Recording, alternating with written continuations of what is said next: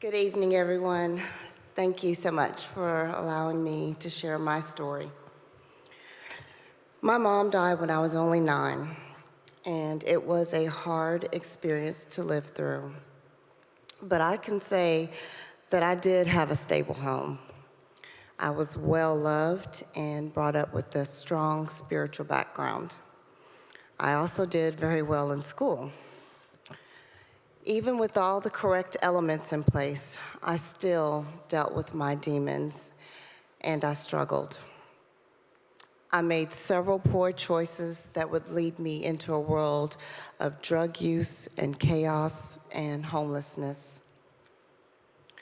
By the time I was 21, I was in an abusive marriage and had 2 children, and I was using marijuana daily. By the age of 26, I began experimenting with other drugs. At 31, I was heavily into my addiction, using all kinds of drugs, including crack cocaine. At 32, I had my 4th child. Unfortunately, my addiction had reached its pinnacle, and I was now doing whatever it took to get my fix. I went through several jobs, cars, and homes.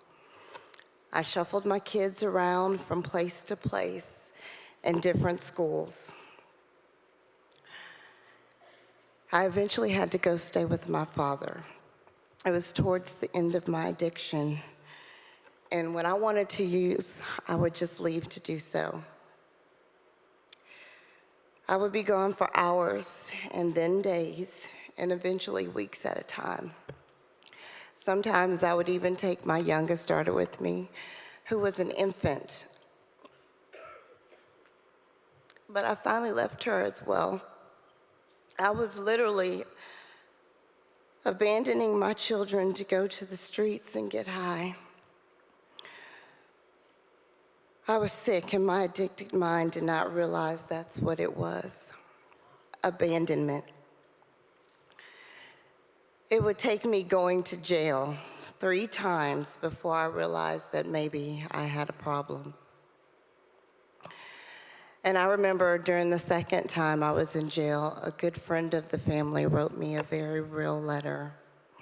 She basically told me about myself, what I was doing to my children and to my dad. It was a very hard reality to know how I was neglecting them and abusing my dad's love. I had stopped caring about them just like I had stopped caring about myself. I had totally abandoned them. I felt low and worthless. I went to jail once more, and I had made up in my mind that I was a complete failure. And this would be my pattern: streets, jail, home. Streets where I would use, doing everything to get high. Go to jail where I could sober up a little bit, and then go home, or not really my home, my dad's home, and visit with my kids. And then I would repeat the cycle. Excuse me. But God had a different plan for me. And I'm so grateful. I began my journey to recovery at another facility, but I was only getting clean, not really thinking beyond just not using drugs.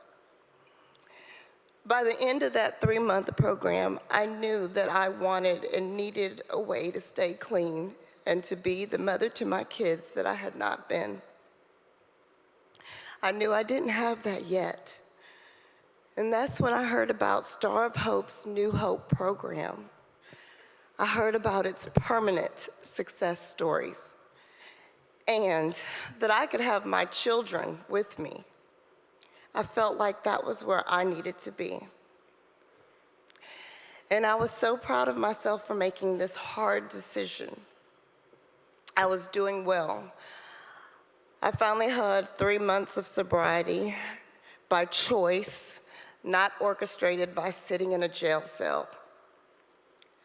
And I really thought that God had worked it out for me to get my kids back.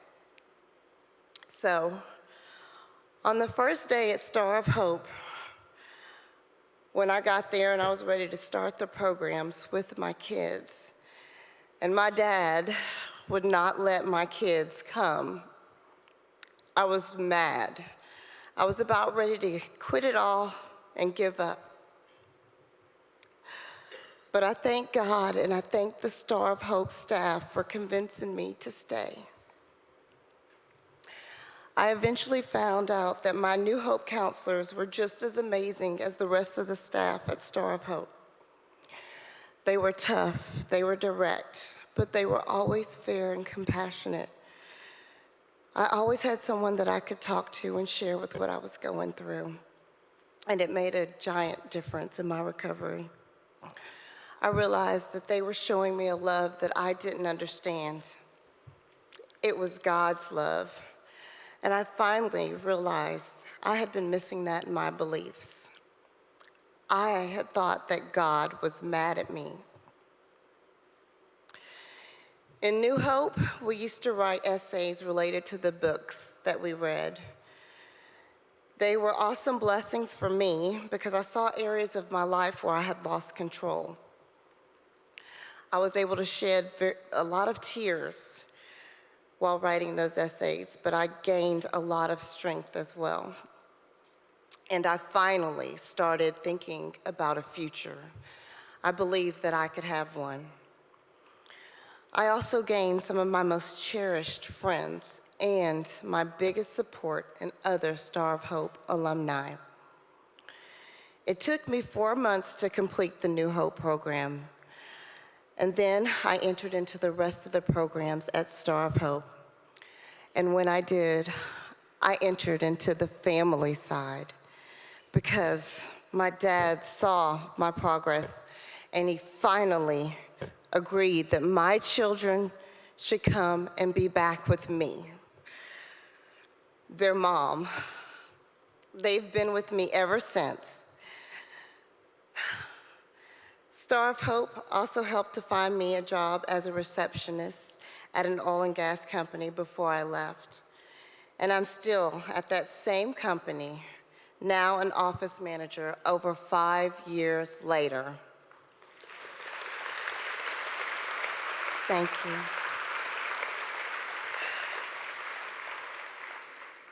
Star of Hope was my anchor in many storms, keeping me from drifting into the rocks of life and being swept away by the strong currents of temptation. And now, I'm anchored in calm, peaceful waters. With God and the support I found at Star of Hope, I have found success. I pray that I am an inspirational Star of Hope alum in helping someone else, because Star of Hope saved me so that I could become the mother to my children that I had not been, the mother that I am today. In fact, graduation day from Star of Hope's New Hope program was one of the proudest days of my life because my entire family showed up to support me. And I knew that Star of Hope had not just restored my life, but my entire family's. I am forever grateful that I made it to Star of Hope and that I stayed on that first day to be shown God's love and directed towards His plan for my life. I sincerely hope that you will see this program as I do, as an amazing program, and contribute to it. It has truly transformed my life. I know that it could help so many more people. Thank you, and God bless.